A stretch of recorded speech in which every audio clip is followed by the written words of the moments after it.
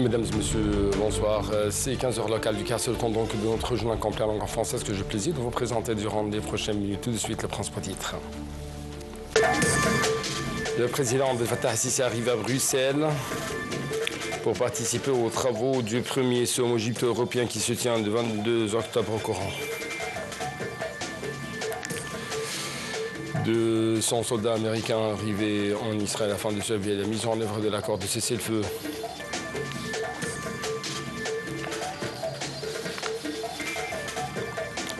Et une cour d'appel estime que le président américain Donald Trump a le pouvoir de déployer la garde nationale à Portland. Alors, de l'actualité, c'est le président égyptien Abdel Fattah el-Sisi qui est arrivé aujourd'hui à Bruxelles à la tête d'une délégation égyptienne pour participer aux travaux du premier sommet égypto-européen qui se tient le 22 octobre courant.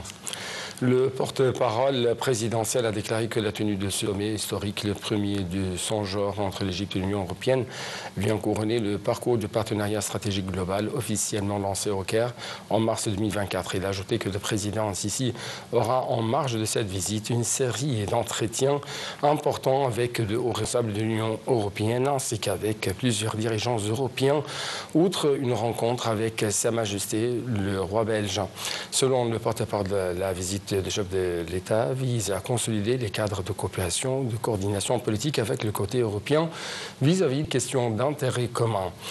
La visite comprend également un volet économique majeur marqué par la tenue en marge du sommet d'un forum économique élargi consacré aux opportunités d'investissement en Égypte avec la participation de grandes entreprises européennes et de dirigeants du secteur privé. Sur le plan local, le Premier ministre Dr Moustapha Madbouli a suivi lors d'une réunion au siège du gouvernement à la nouvelle capitale administrative de l'Égypte les procédures aptes à choisir les meilleures entreprises pour gérer la mise en fonction du projet des jardins d'Al-Fustat. Au cours de la réunion, le Premier ministre a souligné l'importance particulière de ce projet emblématique et la nécessité de sélectionner les meilleures entreprises pour assurer une gestion, une exploitation conformément aux standards internationaux. Il a ajouté qu'un grand événement se prépare actuellement dans le parc des collines de Fustat ainsi qu'un festival d'Al-Alamin organisé chaque été dans la ville du même nom. Sur le plan militaire, le ministre de la Défense, commandant général des Forces armées, le général d'armée Abdelmegid Sakr a reçu le ministre de l'Intérieur, le général Mahmoud Tafiq, et une délégation de responsables du ministère de l'Intérieur venus pour féliciter les Forces armées à l'occasion du 52e anniversaire des glorieuses victoires d'octobre. Le chef d'état-major des Forces armées, le général d'armée Ahmad Khalifa, ainsi que plusieurs commandants de différentes branches des Forces armées étaient également présents. Cette rencontre a mis en avant les liens étroits et la coopération continue entre les forces armées et le ministère de l'Intérieur au service de la sécurité et de la stabilité de la patrie. Sur le plan régional, le Croissant Rouge égyptien a annoncé aujourd'hui le départ du 55e convoi Zad el-Izza d'Égypte à destination de la bande de Gaza. Des centaines de camions chargés d'aide humanitaire d'urgence se dirigent vers Gaza.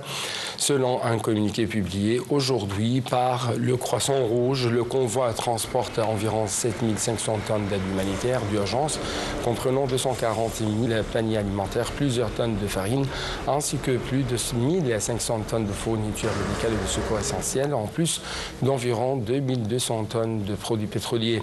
Cette initiative s'inscrit dans le cadre de la poursuite des efforts humanitaires, alimentaires et égyptiens en faveur de la population de Gaza.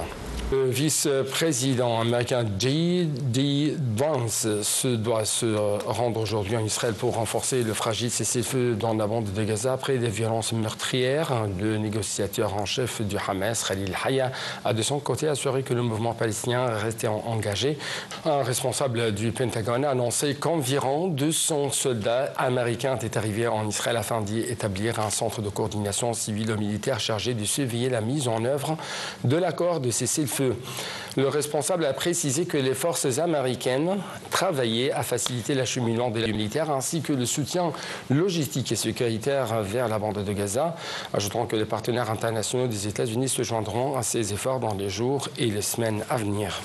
Source ukrainienne a déclaré que le président de l'Ukraine, Volodymyr Zelensky, se rendra à Bruxelles pour assister au sommet du Conseil européen prévu jeudi. Selon la même source, au cours de ce sommet européen, les dirigeants européens espèrent se mettre d'accord sur un soutien financier à l'Ukraine. Une réunion de la coalition des volontaires qui rassemble les soutiens de Kiev est également prévue vendredi. Les dirigeants européens doivent élaborer des mesures pour utiliser pleinement la valeur des actifs souverain immobilisé de la Russie. De sa part, le ministère russe de la Défense a déclaré avoir abattu 55 drones ukrainiens au cours du mois dernier au-dessus des différentes régions du pays. Entre-temps, des responsables ukrainiens ont affirmé que la Russie avait intensifié ses attaques sur les infrastructures civiles ukrainiennes de nouveau dans la région frontalière de Tchernihiv, imposant à des militaires 2 personnes de coupure d'électricité à l'approche de l'hiver. Une cour d'appel a estimé que le président américain Donald Trump avait le pouvoir de déployer la garde nationale à Portland, ville démocrate dans l'ouest des États-Unis, le temps que l'affaire soit jugée sur le fond. Donc, dans notre rubrique économique, le ministre des Finances de l'Égypte, Ahmed Kojok, a affirmé que l'Égypte soutenait fermement le volet financement du développement et les propositions visant à réduire les coûts de financement. Il a souligné que la réalisation de développement durable exigeait une coordination internationale, une vision intégrée du commerce, de l'investissement et de la finance, servant les intérêts des pays en développement et renforçant leur capacité de croissance. Ces propos ont été tenus lors de son discours à la conférence des Nations Unies sur le commerce et le développement, SUNICED, à Genève. Kojok a expliqué que lier le commerce aux objectifs de développement durable était essentiel pour renforcer la capacité des économies émergentes à répondre aux besoins de leurs citoyens. Il a appelé à encourager les chaînes ou les échanges commerciaux et à élargir le champ d'application des financements concessionnels pour les start-up et les pays en développement afin de soutenir le développement économique.